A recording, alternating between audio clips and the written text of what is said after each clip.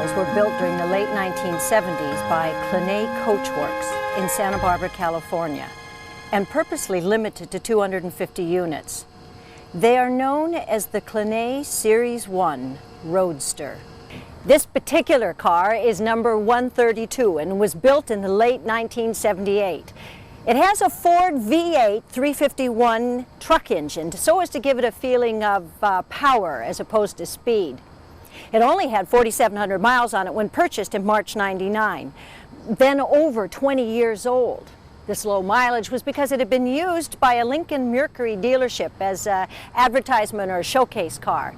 In essence, it had remained in their dealer inventory for over 20 years. Now, here we have an original owner's car, number 77, which has been changed over the years, yet nevertheless retains the original feeling of the car. The vehicle has been driven about 65,000 miles and has been totally disassembled. The man behind the car was a young French-born industrial designer, Alain Clenet, whose vision was to produce an exclusive, hand-built, limited edition automobile, using, whenever practical, parts from existing production vehicles. This was a revival of the coach builder's art, the legacy of firms like Fleetwood, Body by Fisher, Dietrich, all of whom are today part of other corporate identities. The Clenet Series I is built upon a Mercury Cougar frame with a cab constructed from British Leyland MG parts. Many other sub-assemblies, for example the chrome header pipes, were specially made.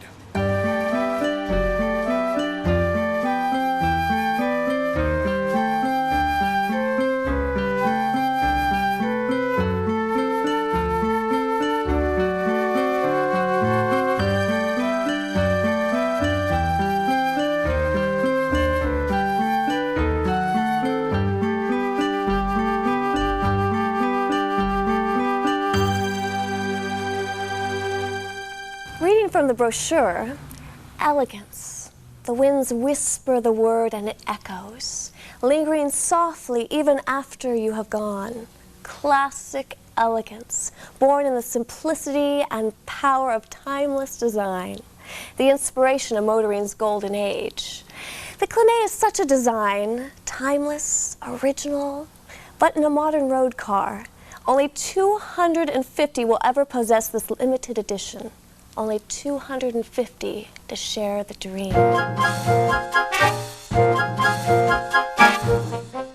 Don't drive a Clenet if you can't always stand being in a parade. Sitting here in the tonneau or cab, we have elegant accents like British leather, lamb's wool carpets, polished walnut dash, Nardi steering wheel, and crystal accessories like the ashtray. There is full instrumentation, which we'll discuss later, and the radio, cassette player, and booster are all state-of-the-art for the late 70s. Under this very useful utility shelf are the vents and controls for the air conditioner and the heater. Now, all Clenets are automatic and have this French-influenced twist and pull gear shift, quite unique for an American car. The owner's manual comes in a leather purse, and each one is personally signed by Alain Clenet. And this was before the designer fads of the 80s.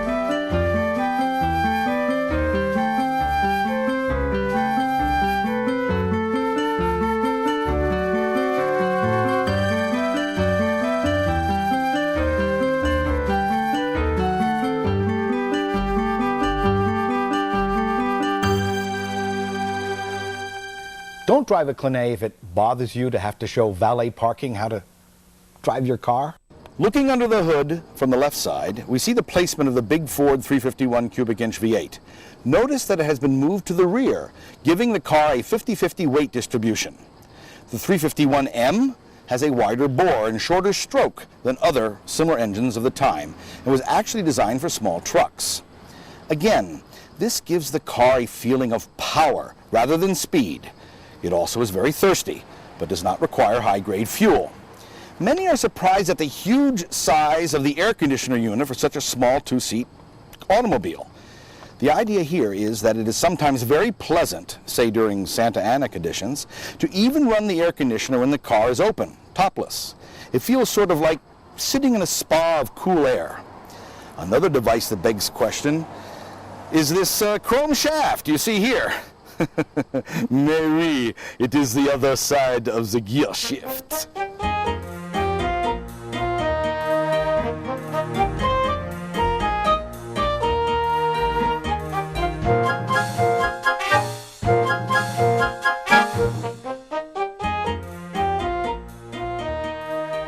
Don't drive a Clenet if you don't want to talk to complete strangers at a filling station. A real spare tire.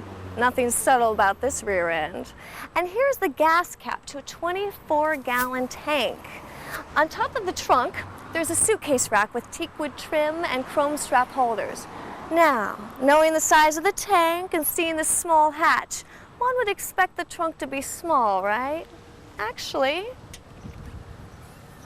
it is quite adequate because it is open all the way back to the seats and is thereby a continuation of the interior with lamb's wool carpeting and British leather. The jack and tire iron sit here in a special compartment inside a leather pouch. And as for the tools,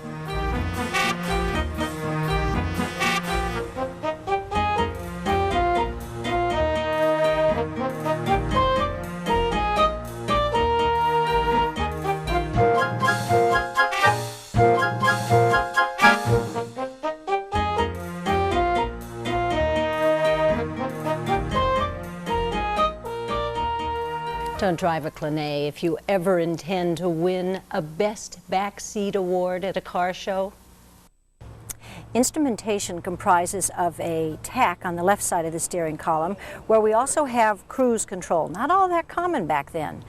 On the right of the column, we have the speedometer with trip meter, fuel gauge, temperature gauge, ammeter, oil pressure, and the clock. Note that all of these are of classic analog design, just at the time when Detroit was promoting digital icons and warning lights to replace some gauges.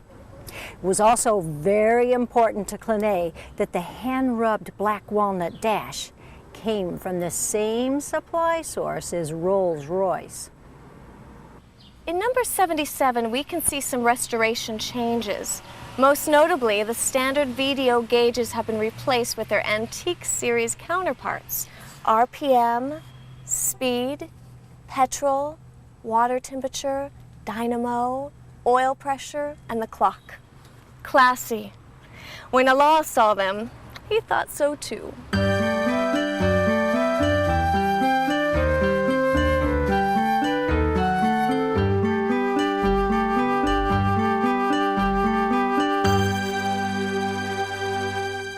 Don't drive a Clenet if you are really concerned about fuel efficiency. Looking at the engine from the right side, you can see that the large header pipes, while not functional, are not completely cosmetic. The air filter actually mounts into a device right here on the other side of the pipes to get cooler, cleaner air from the outside.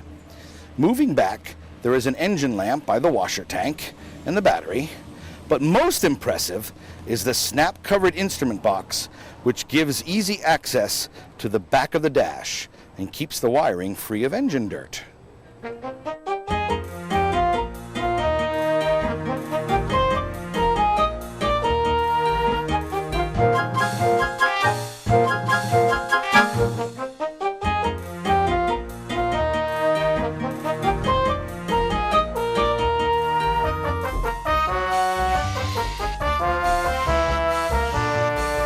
Drive a Clenet if it embarrasses you to frequently have to toot your horn. Now, isn't this a face with personality? Automobile aficionados will recognize the Lincoln Mark IV grille, though the ornament has been changed. There are large detached headlights and driving lights with wire stone guards, and the turn signals and all the lights on the back of the car are Harley-Davidson parts. The parking lights also serve as running lights since they get turned on simultaneously with the headlights. And the chrome bumper forms a nice smile. And of course, there are those beautiful twin trumpets. Ooh.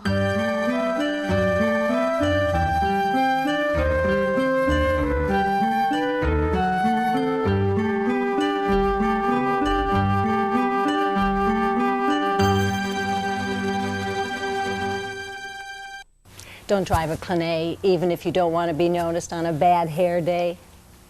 All Clenet Series 1 Roadsters came standard with soft to no covers, which roll up behind the seats and cover the soft convertible top. The tonneau cover can also cover the entire interior, which creates sort of a British sports car image when driving solo. See? Now, in addition, the Roadster comes with an optional hardtop, like you see here on number 115. This fastens in 4 points, 2 by the windshield and also 2 right here.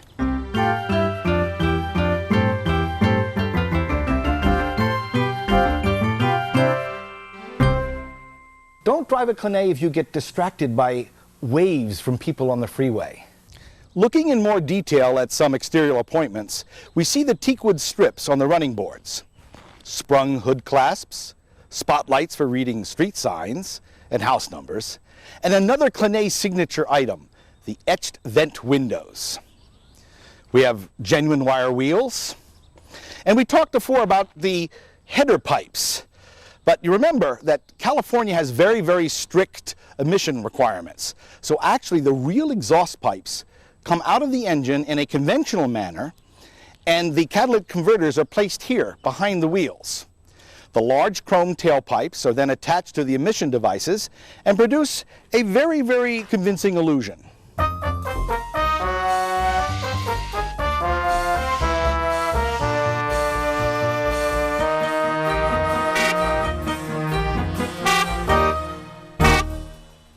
Don't drive a Clenet if you are shy, bashful, coy, demure, timid, or modest.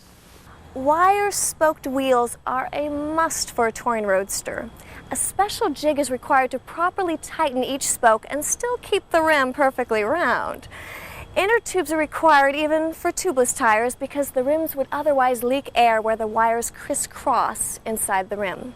Indeed, this is why today few cars come standard with the added expense of genuine wire wheels and instead use fake spokes on hubcaps. Here, number 77 has had the standard wheels replaced with these beautiful gilded hub-to-rim spokes. There's also an additional maintenance requirement with genuine wire wheels. The spokes should be checked every so often to see that they are still taut. Let's see. Ah, ah, ah.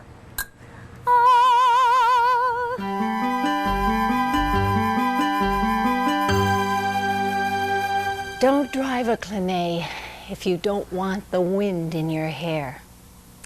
The British MG parentage of the soft convertible top is quite evident. When the top is down, it fits into a neat package into the trunk so that the car can use its soft to no cover we saw on number 132. Now, it's ultimately a matter of personal opinion, but we think the car looks better sans chapeau or with the hardtop instead.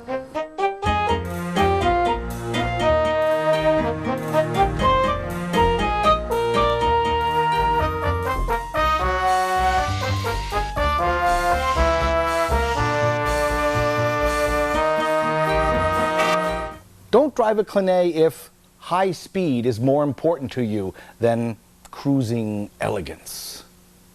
Constructing a Clenet Roadster was extremely labor intensive. When this vehicle was built in late 1978, the purchasing process was something like the following. The buyer would define the car, choose any options, and make a $15,000 deposit with Clenet Coachworks. It would then take at least 3 months to delivery, requiring an amazing 1,800 hours of construction time. Now that's close to a man-year's worth of labor that must be included in the price of the automobile, excluding the cost of materials and overhead. For this reason, from the outset, Clenet was under pressure to find labor-reducing alternatives, which did not sacrifice quality. Everybody still wanted those crystal ashtrays, even if they didn't smoke.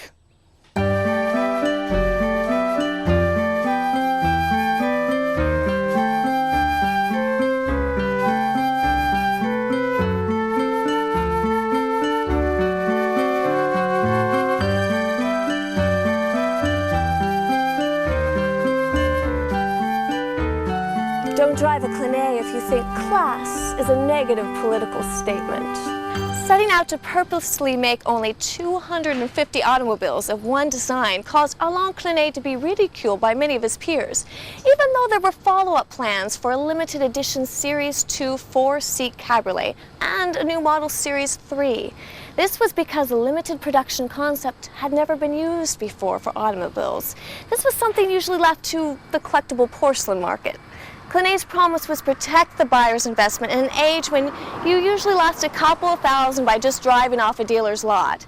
And indeed, when all 250 Series 1s were on order by mid-1979, prospective buyers were incredulous that they could no longer purchase a car from Clenet at any price. The latter half of 1979, the sales department spent as much time apologizing as selling cars.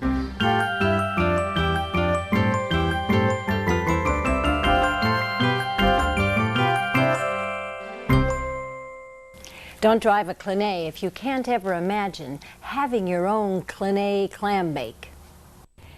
When founded in 1976, Clenet Coachworks had just 5 employees occupying an old 1,000-square-foot airplane hangar. Just 2 years later, there were 70 employees in a specially built 40,000-square-foot factory.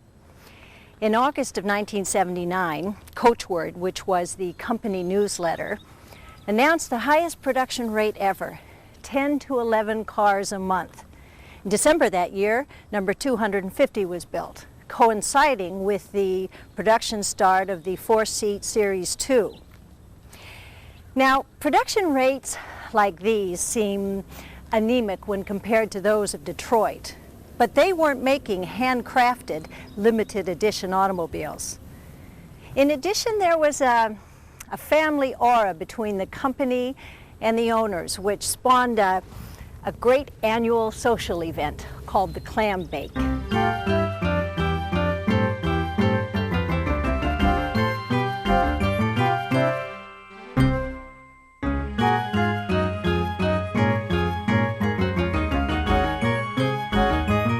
Don't drive a Clenet if it annoys you to have to answer the same questions over and over again.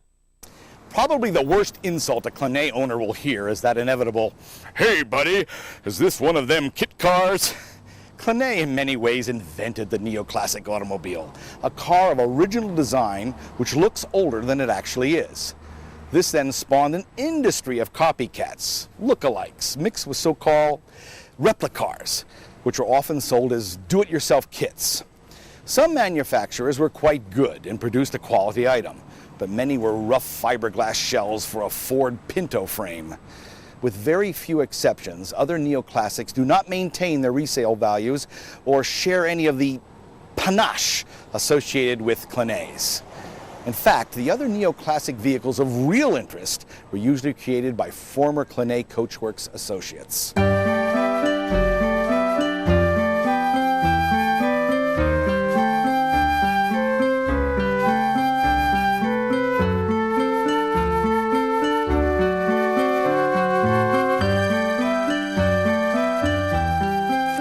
Drive a Clenet if there isn't that little bit of celebrity in you.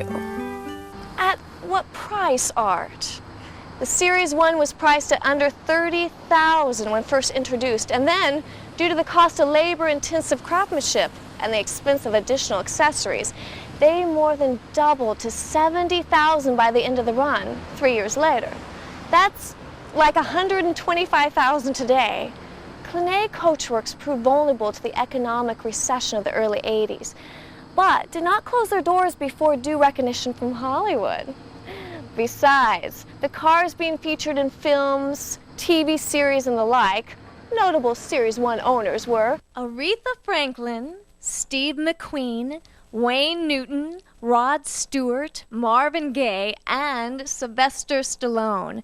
However, Alain Clenet was quoted in the Chicago Tribune as saying, "We've had lots of requests from celebrities for the car. They want it at a discount for the publicity we'd get from them driving it. But our market is those people who are not recognizable, but who want to be."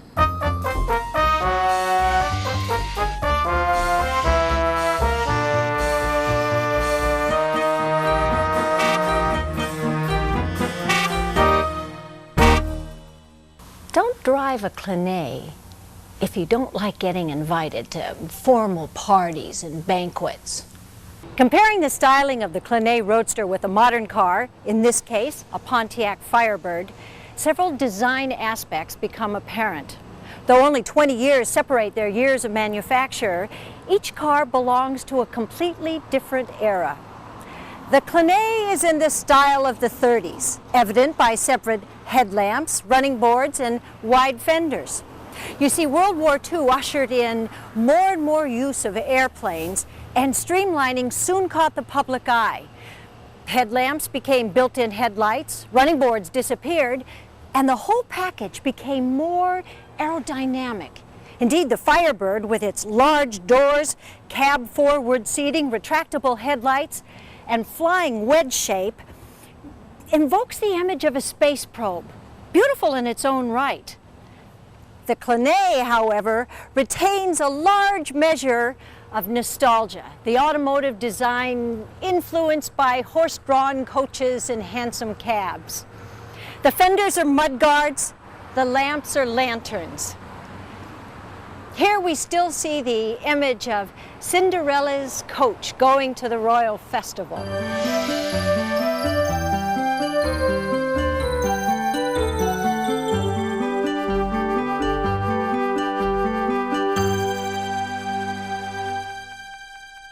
Don't drive a Clenet if you never intended to automatically join an exclusive club.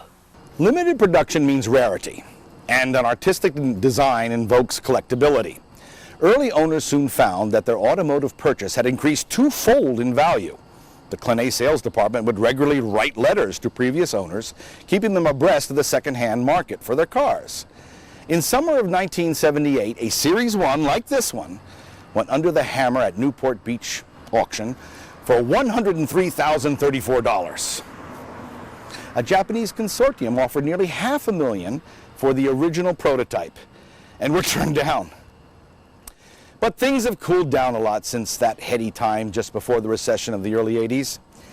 Now there's less frenzy and more legitimate factors are in play. These beautiful vehicles are now approaching their 25th birthday, and we will have, for the first time in American automotive history, classic neoclassics. And as such, Clenets are getting a lot of attention from a whole other segment of the car collector market.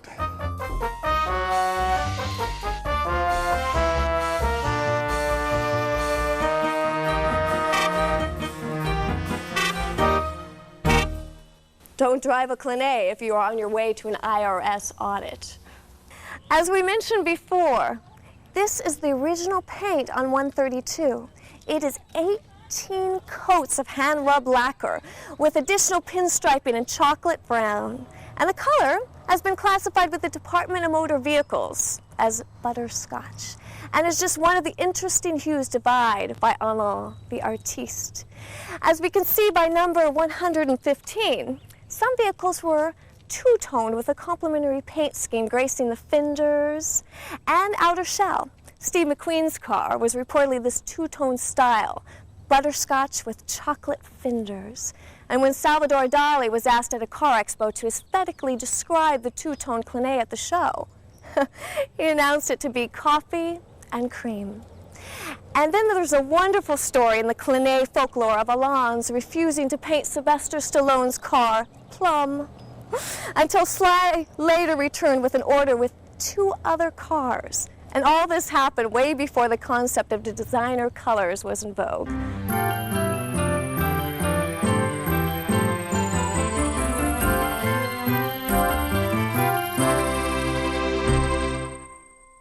Don't drive a Clenet if you don't agree when the press called this the ultimate in sports car one-upmanship. We've established that the car has the carriage look, but what else about the design makes it especially pleasing? What gives it that visual balance? Is it the caricature made by the front with the grille, headlamp eyes, and smiling bumper? Is it the aesthetic balance created by the large whiskers, those pipes straddling the hood? Is it the sweep of the fenders which reach forward like an embrace? Or is it, looking at the wheelbase, that you sit in what would be a back seat with a long thrusting hood in front of you and nicely formed derriere behind. Is this car sexy?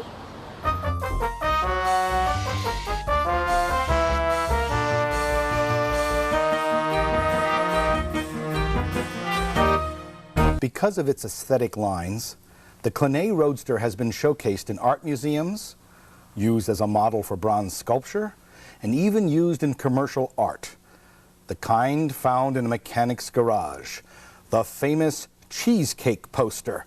In this case, it is Alain's own car that is being used, with the help of a very Garbo-esque model, to sell Japanese spark plugs.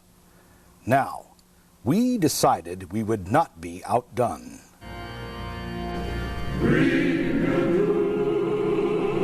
The owner says they taste bonny. Don't drive a Clenet if you don't care about the real meaning of the word Fahrvergnügen. Don't drive a Clenet if extravagance does not suit your lifestyle. Don't drive a Clenet if you are working undercover. But do drive a Clenet if everything works under the covers.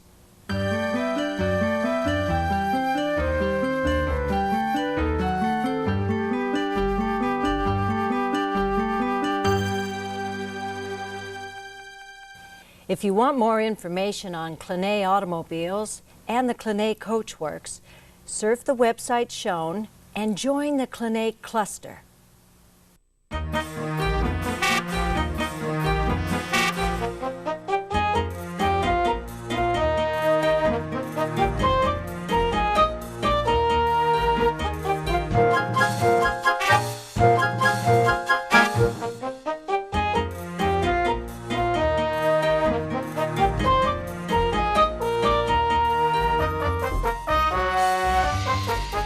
And of course, special thanks to Alain Jean-Marie Clenet.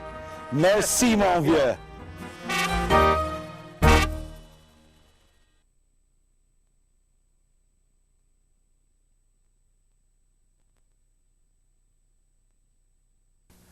Janine says that I was absolutely terrible, so therefore we're going to redo all of my scene again.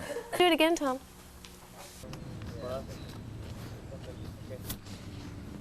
Bring the cue card down a little bit. Yeah, he's not fully, he's not buying. Oh, look at that one too. Oh, are you still filming? That's not fair. Oh, good, blooper, blooper. Yeah. No, I'm behaving like the lady I am. Modest. Oh, the garbage truck is coming. Goof. What's wrong? One's tucked in and one's not. Oh yeah. Hey girls, aren't you keeping track of my tie? He says my collar was wrong. Now that's not Eugene's job. He's the sound man.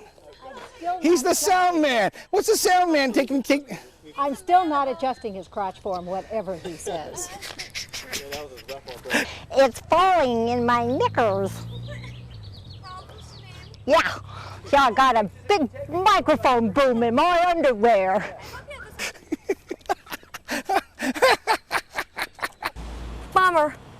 Bummer. What can you do? Is this car sexy? Does the owner of this car even need a penis?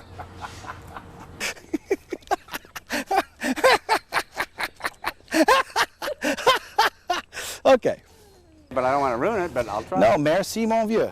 Go ahead. Merci, Moyar. Mon vieux, it's a V sound. See, it's a V-I-E-U-X. Vieux. Merci mon vieux. Merci, mon vieux. That's actually very good, but if you close your vieux. eyes, but if you close your eyes, you can't read it. You can't see it anyway. Is that it? Thank you.